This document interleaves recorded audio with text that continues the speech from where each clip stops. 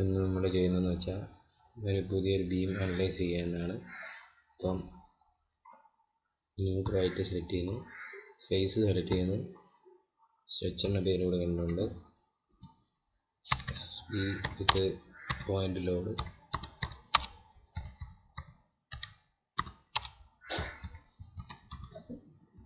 കൊടുത്ത് unit set ചെയ്യുക.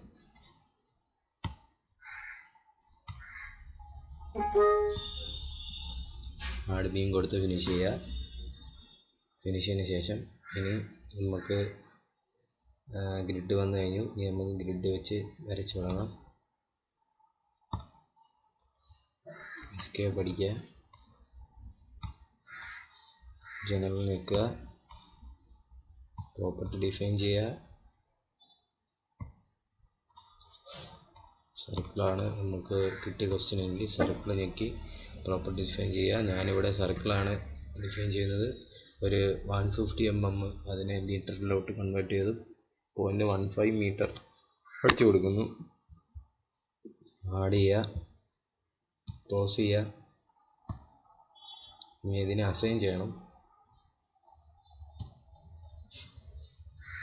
Assign to view എടുത്ത് അസൈൻ ചെയ്യുക. അസൈൻ ചെയ്തു. നമുക്ക് നമ്മുടെ ക്രോസ് സെക്ഷൻ, സർക്കിളിൻ്റെ ക്രോസ് സെക്ഷൻ വന്നു കഴിഞ്ഞു, R1 വന്നു കഴിഞ്ഞു. ഇനി നമുക്ക് ചെയ്യേണ്ടത് സപ്പോർട്ട് കൊടുക്കണം. ഇവിടെ ക്രിയേറ്റ് ചെയ്യുക സപ്പോർട്ട്, സിമ്പിൾ സപ്പോർട്ട് ബീം ആയതുകൊണ്ട് ഇവിടെ ആഡ് നിൽക്കുക.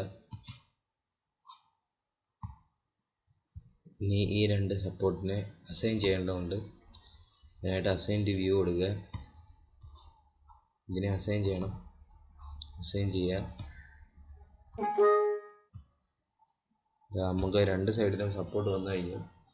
ഇനി നമുക്ക് ചെയ്യേണ്ടതെന്ന് വെച്ചാൽ എന്താണ്, ഇനി ലോഡ് ആൻഡ് ഡെഫിനിഷൻ, ലോഡ് കൊടുക്കുക എന്നാണ്. സപ്പോർട്ട് കഴിഞ്ഞ് ഇനി ലോഡ് കൊടുക്കുക. ലോഡ് ഇവിടെ simple support beam with point ലോഡാണ്. അപ്പോൾ ലോഡ് കേസ് ഡീറ്റെയിൽസ് സെലക്ട് ചെയ്ത് ആഡ് കൊടുക്കുക. ദെൻ ലോഡ് കേസ് കൊടുക്കുക. ലോഡ് കേസ് 1 ആണ്. ഇനി ഈ ലോഡ് കേസ് ഞെക്കി തന്നെ സെൽഫ് വെയിറ്റ് ഉണ്ട്. ഏതൊരു വസ്തുവിനും അതിൻ്റേതായിട്ടുള്ള സെൽഫ് വെയിറ്റ് ഉണ്ട്. അപ്പോൾ സെൽഫ് വെയിറ്റ് സെലക്ട് ചെയ്യുക. സെലക്ട് ചെയ്തതിന് ശേഷം നമ്മൾ point load, uniform distributed load, അങ്ങനെയൊക്കെയുള്ള ലോഡ് കൊടുക്കുന്നതെന്ന് വെച്ചാൽ മെമ്പർ ലോഡിലാണ്. അപ്പോൾ നമ്മൾ മെമ്പർ ലോഡ് സെലക്ട് ചെയ്തതിന് ശേഷം കോൺസെൻട്രേറ്റഡ് ഫോഴ്സ് സെലക്ട് ചെയ്യുക. ഇതെന്ന് പറഞ്ഞാൽ പോയിന്റ് ലോഡ് കൊടുക്കാൻ മാത്രമാണ് കോൺസെൻട്രേറ്റഡ് ഫോഴ്സ് സെലക്ട് ചെയ്യുന്നത്. യൂണിറ്റ് കൊടുക്കാൻ വേറെ ഇൻഫർമേഷനാണ്. അതെന്ന് പറഞ്ഞാൽ യൂണിഫോം ഫോഴ്സാണ്. നമ്മൾ എപ്പോഴും ലോഡ് താഴോട്ടാണ് ആക്ട് ചെയ്യുന്നത്, ഡൗൺവേർഡ് ആയിട്ട് ആക്ട് ചെയ്യുന്നുണ്ട്.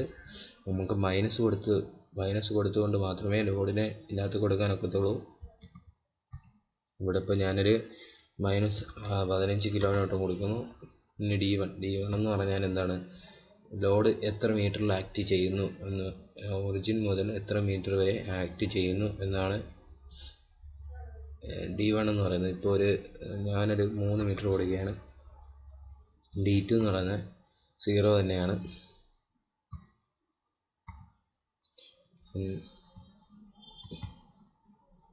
ആഡ് ചെയ്തു. നമുക്ക് വേറെ ലോഡും കൂടെ കൊടുത്തു നോക്കാം. യൂണിഫോം ഫോഴ്സ് അത് തന്നെ, പോയിന്റ് ലോഡാണ്. ഒരു 10 കിലോമീറ്ററും കൊടുത്തു. അത് പറയുന്നത് ഒരു 6 മീറ്ററാണ് ഇരിക്കുന്നത്. 0 കൊടുത്തു. ഇതിന് ആഡ് കൊടുക്കണം. ആഡ് കൊടുത്തു. ലോഡെല്ലാം കൊടുത്തു കഴിഞ്ഞു. നമുക്ക് അതിനെ ക്ലോസ് ചെയ്യണം.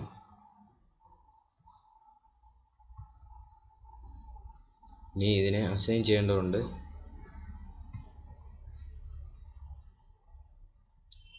അസൈൻ കൊടുക്കുക, എസ് കൊടുക്കുക. അപ്പോൾ സെൽഫ് വെയിറ്റ് അസൈൻ ആയിട്ടുണ്ട്.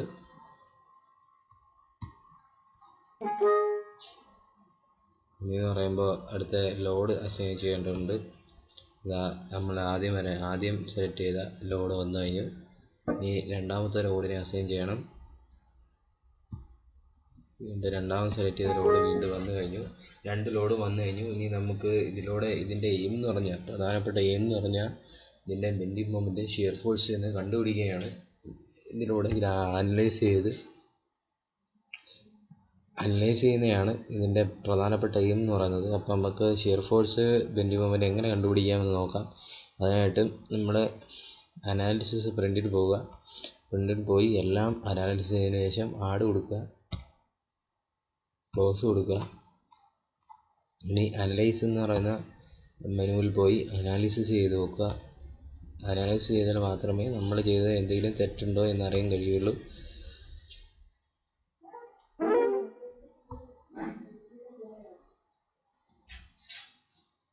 നമ്മൾ ചെയ്തതിന് തെറ്റൊന്നുമില്ല. ഇനി ലോഡ് കേസ് അപ്ലൈ ചെയ്യണം. ലോഡ് കേസ് മാത്രമല്ല, ഇവിടെ വേറെ ഇപ്പുറ സൈഡിൽ, അതായത്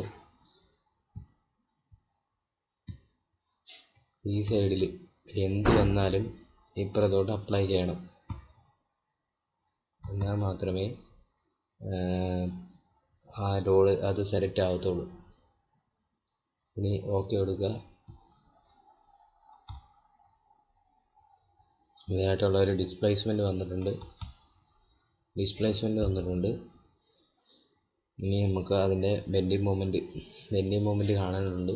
ബെൻഡിങ് മൊമെൻറ്റ് Z ഡയറക്ഷനിലെ ബെൻഡിങ് മൊമെൻറ്റ് കൊടുത്തു. ഇത് ആ ബെൻഡിങ് മൊമെൻറ്റ് ഇവിടെ വന്നിട്ടുണ്ട്. ഇത് ചെറുതായി കാണിക്കുന്നതെന്ന് പറഞ്ഞാൽ മൗസിനെ സ്ക്രോൾ ചെയ്ത് പിടിച്ച് താഴോട്ട് പിടിച്ചാൽ ഇത് വലുതാവുന്നതാണ്.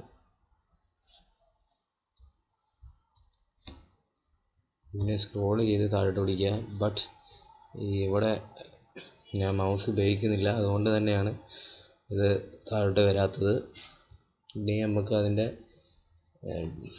Shear force കണ്ടുപിടിക്കുന്നുണ്ട്.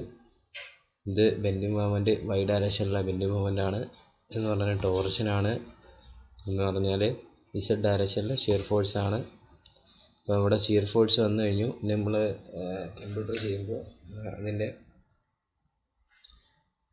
മൗസ് ഉപയോഗിച്ച് സ്ക്രോൾ ചെയ്ത് താഴോട്ടാക്കുമ്പോൾ അതിൻ്റെ ബെൻഡിങ് മൊമെൻറ്റ്, ഷിയർ ഫോഴ്സ് എന്നിവ നല്ലോണം കാണാൻ കഴിയും. ഇനി നമുക്ക് വേണമെങ്കിൽ അതിൻ്റെ റിയാക്ഷൻസ്, രണ്ട് സപ്പോർട്ടിലും വരുന്ന റിയാക്ഷൻസ് നമുക്ക് ഇതിനകത്തൂടെ കണ്ടുപിടിക്കാൻ പറ്റും. അവിടെ നോക്കുക, എത്ര കിലോ ന്യൂട്ടൺ ആക്ട് ചെയ്തു ഇതൊക്കെ കണ്ടുപിടിക്കും.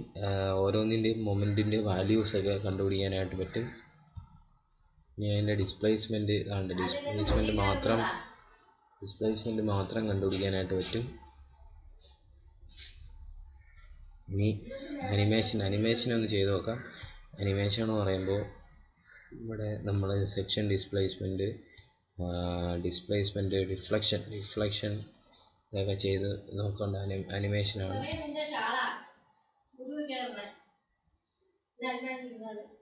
ഇവിടെ ഡിസ്പ്ലേസ്മെൻറ്റ് അനലൈസ് ചെയ്തു. ഇനി സെക്ഷൻ ഡിസ്പ്ലേസ്മെൻറ്റ് ഒന്ന് അനലൈസ് ചെയ്ത് നോക്കാം. ഇവിടെ അനാലിസിസ് ആയിട്ടുണ്ട്, അതായത് അനിമേറ്റ് ആയിട്ടുണ്ട്. തുടർന്നുള്ള വീഡിയോകൾ അടുത്ത ചെയ്യുന്നതായിരിക്കും. അതുവരേക്കും ഗുഡ് ബൈ.